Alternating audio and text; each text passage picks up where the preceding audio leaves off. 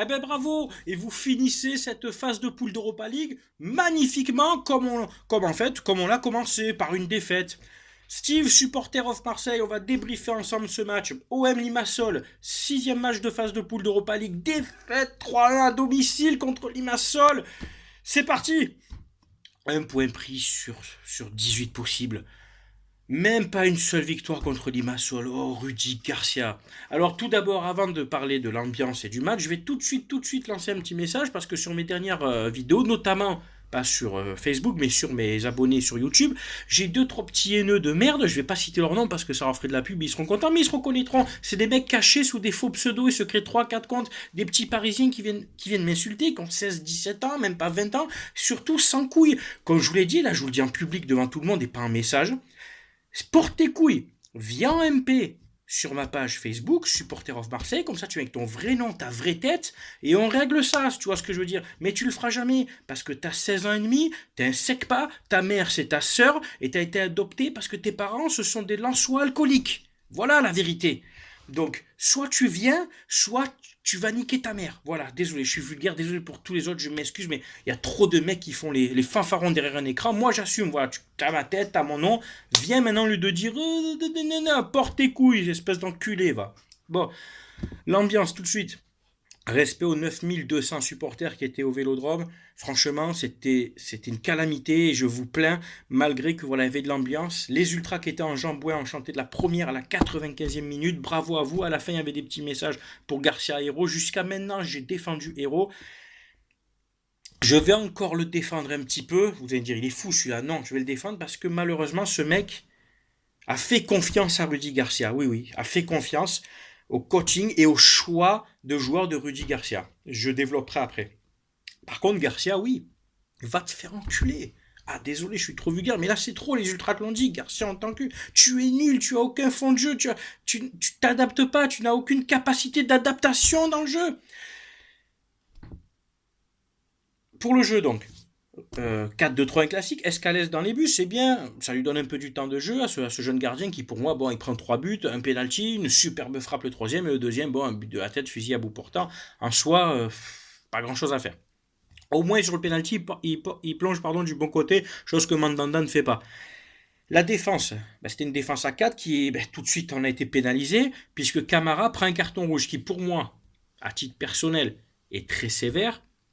Attention, je ne me cache pas derrière ce rouge pour dire qu'on a perdu. Je ne suis pas un Rudy Garcia parce que j'estime que c'est Limassol en face, sans leur manquer de respect. Pourtant, ils finissent devant nous. Mais c'est Limassol, les gars. Normalement, tu es l'Olympique de Marseille, finaliste de la dernière Europa League. C'est une équipe que normalement, avec tes joueurs, tu peux battre à 9. C'est vrai ou pas, les gars? T'as quasiment que des internationaux et tu peux la battre à 9, cette équipe. Non, on prend un rouge, on joue à 10. Et qu'est-ce qu'il fait, Rudy? Il va te prendre Luis Gustavo pour jouer arrière gauche. Mais qu'est-ce que c'est que cette fantaisie? Rami, Kaletakar, Gustavo, tu joues une défense à 3 tranquille, tu maintiens ton milieu de terrain avec Sakai que tu fais monter d'un cran pour faire un pressing plus haut. Là, en faisant comme ça, tu faisais 2 lignes de 4 et au Campos tout seul devant. Tu es mené à 0 et tu joues avec un mec devant parce que tu es un craintif. Tu as peur, Rudy Garcia, tu as peur. Donc quand tu joues à 10 contre Limassol, tu es mené à 0, tu laisses Campos tout seul devant. Tu dis, je vais créer le jeu.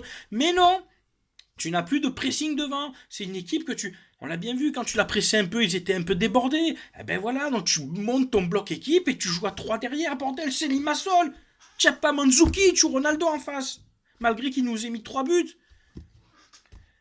Donc déjà, premier coaching bidon. Donc déjà, voilà, tu vois là, la fébrilité du mec. Ensuite, on égalise très rapidement. Super centre de Lopez. Thauvin de la tête. Ça, c'est ta seule action du match, Flo Thauvin. Parce que oui, on va vite en revenir sur ça. Les paillettes, Thauvin et autres, on lit dans l'équipe que tout le monde fait la gueule par rapport au salaire. Oh les gars. Oh les gars, on parle de salaire à plus de 2 à 300 000 euros par mois là. Vous êtes des millionnaires pour nous. On est tous des mecs au SMIC ou à peine plus. Comme je vous ai dit, votre job, c'est notre passion. Et nous, on achète tous ces putains de produits, tu vois, les écharpes, là. Nous, on dépense de l'argent pour vous voir, et vous, vous faites des états d'âme, des caca nerveux, parce que il a meilleur salaire que moi. Mais va te faire enculer. Va te faire enculer. Que tu aies 200 000 ou 250 000, pour nous, c'est la même. On s'en bat les couilles de vos états d'âme. Si t'es pas content, tu vas voir la direction, tu te fais augmenter. Et si t'es pas content, tu te casses. Tu te casses du club. Mais est-ce que tu auras un meilleur salaire en Ligue 1 ailleurs, à part à Paris? Mais à Paris, tu joueras pas parce que t'as pas ta place. Aucun joueur de chez nous, à part Gustavo, peut jouer à Paris. Il faut être honnête. Donc, Gustavo, qui est moins bien payé, enfin, entre guillemets, que Strootman, fait quand même ses matchs. Et les autres, ouais, mais je comprends pas, quelle est ta cartouche plus que moi? Ferme ta gueule, on s'en bat les couilles des salaires. Nous, ce qu'on veut, c'est que tu joues au ballon. Tiens, professionnel, tu as signé un contrat. Donnez-nous vos salaires, tu verras, on est bidon, mais comme on va s'arracher, on va la manger, la pelouse. Vous nous faites honte, vous méritez pas ça, ce qui est écrit là. Vous faites pas honneur au maillot. L'année dernière, vous avez survolé en Europa League parce que vous avez battu des équipes moyennes, vous avez vendu du rêve, et c'était une année de Coupe du Monde, il faut le dire, ça aussi l'année dernière, c'était une année de Coupe du Monde, donc il y a des joueurs qui se sont un peu sublimés, tu vois, pour essayer d'avoir leur place dans leur sélection respective. Et puis cette année, c'est une année où il n'y aura rien. Il n'y a pas encore de qualif pour l'Euro, c'est tranquille, donc la Coupe du Monde est passée, on le relève un peu le pied, tu vois, voilà comment je l'analyse. L'année dernière, il fallait surjouer. Là, c'est tranquille. On négocie nos prolongations, nos salaires.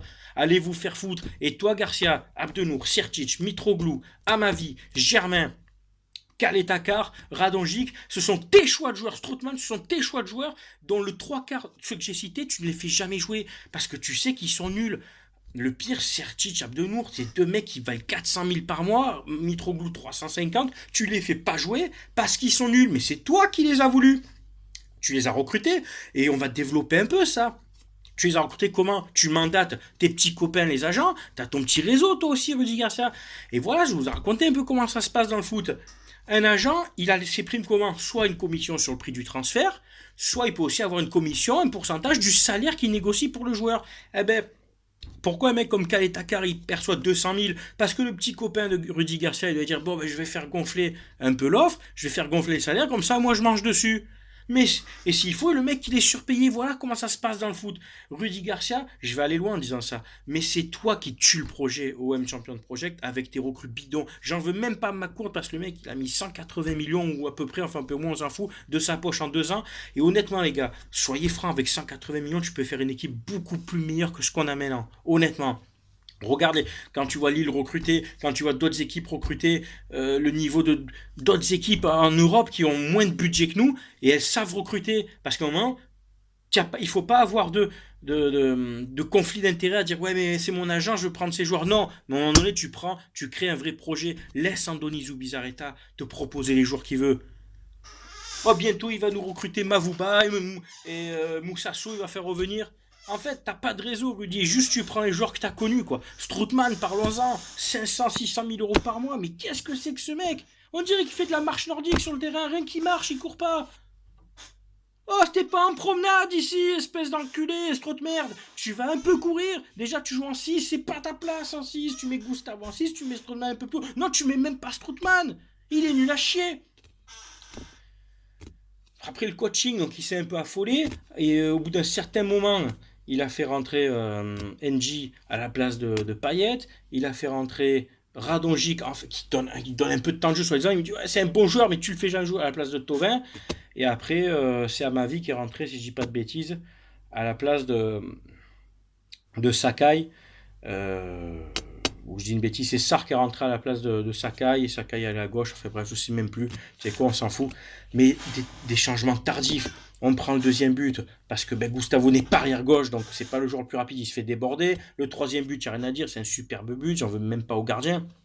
Mais derrière, il n'y a pas de fond de jeu, il n'y a pas de, tu vois, oh, allez au moins nous chercher un nul à domicile. Oh. 3 matchs à domicile Europa League, t'en gagnes même pas un. On a le pire. On a encore une fois, jamais les premiers. On a le pire nombre de points en Europa League des clubs français. 1 point. La dernière fois qu'on était en Ligue des Champions, on tape 0. Là, on fait 1 point d'un groupe où ça va, tu peux quand même battre 2 fois Limassol et sortir un nul à domicile contre Francfort. Et tu finis le groupe avec 6-7 points, tu vois. C'est moins la honte, tu finis troisième, tu dis bon, ben voilà, c'est comme ça. Non, depuis qu'il y a Garcia, on se tape honte sur honte. On se fait violer par Paris à domicile 5-1. On se prend des roustes à Nîmes. On se fait éclater par tout le monde. On bat pas un gros. Tu te fais éliminer de l'Europa League comme du n'importe quoi. Ah, c'est trop. Et heureusement qu'on joue pas, on n'a pas joué Saint-Etienne et qu'on joue pas Bordeaux, là. Parce qu'on en serait où, là? Les 10 derniers matchs, Cette défaite, 2 victoires contre, je crois, c'est Amiens et Dijon, ou, enfin, reprenez-moi, c'est pas ça, il y a un match nul contre Reims. Il y a une grosse remise en question cet hiver. Le mercato, ça va être aussi un mercato d'entraîneur. Je veux pas finir l'année avec lui. Là, j'en suis réduit à dire, bon, il y a quelques temps, je disais, on finit l'année avec lui, après on verra. Non, il faut même pas finir l'année avec lui, les gars. Et le pire, c'est qu'ils l'ont prolongé à la direction. Ils l'ont prolongé avant le match de Paris. Alors le mec, forcément, il se dit, moi, quoi qu'il m'arrive, eh ben, on va me licencier. On l'a prolongé d'un an ou deux, je sais pas, et je vais prendre 2 ans de salaire d'un seul coup. Et je me demande si c'est pas ce qu'il cherche. Et on dirait qu'il le fait exprès d'être nul. Et les joueurs, ils l'ont lâché aussi. Enfin voilà, il n'y a rien à dire de plus. Désolé, je suis énervé comme vous pouvez le voir. De toute façon, comme vous, j'imagine. Je ne suis pas trop rentré dans l'analyse tactique. Enfin, en gros que si. Défensivement, je vous ai expliqué comment, quand tu peux jouer à 10 contre une équipe qui est en théorie plus faible, tu peux, parce qu'on a vu plein de fois, hein, ces cas comme ça, tu joues à 10, mais tu continues de faire un pressing haut. Bon, Rudy Garcia, voilà, c'est un frileux. Après, ben, tactiquement, il n'y a pas grand chose dans ce match, quoi, hein. Petit Lopez, c'est pas. Voilà les joueurs de ballon, Lopez, Payet, on vous a pas vu. Strootman, j'ai plus envie de parler de lui. Il n'y a que Gustavo qui se bat au Campos, même s'il est maladroit. Il a enfin joué en neuf, ce que je voulais voir. Bon, malheureusement, il n'a pas eu beaucoup de ballons. Tovin, tu marques ton but, mais ça s'arrête là. Puis c'est tout, il n'y a pas grand chose à dire de plus, quoi. Hiroki Sakai va partir pendant plusieurs semaines pour la Coupe d'Asie. Ben, grand bien lui fasse, ça lui faire du bien de partir un peu de ce trou-là. Et je lui souhaite qu'il aille le plus loin possible en Coupe d'Asie. Voilà. Rien à dire de plus, les gars. Vous le savez, avec moi ici on parle foot, on est là pour débat tactique, échanger ballon, et voilà, j'ai lancé plein de débats dans cette vidéo, la direction, les recrutements, comment recruter Garcia, les joueurs, enfin il y a plein de débats, vous pouvez parler de tous, lâchez-vous. Attention, comme j'ai vu sur certains posts, je respecte toujours tout le monde. En contrepartie, je demande aussi un peu de respect aussi quand je vois certains commentaires, en plus de gens qui supportent l'OM aussi comme moi. Tranquille, hein, les gars, on se respecte. Moi, je respecte toujours tout le monde, je réponds toujours à tout le monde. Par contre, même si on n'est pas d'accord avec moi, on n'est pas obligé de me le dire en m'agressant, tu vois, ou en m'insultant. Sinon, je bloque direct. Je rentre même plus à répondre. Et comme je vous dis, pour les petits haineux sur YouTube, portez vos couilles, venez sur ma page Facebook avec votre vraie tête et votre vrai nom. Mais ça, tu le feras jamais parce que t'es une grosse tapette. Allez, ciao tout le monde. Bonne fin de semaine, portez-vous bien, à bientôt.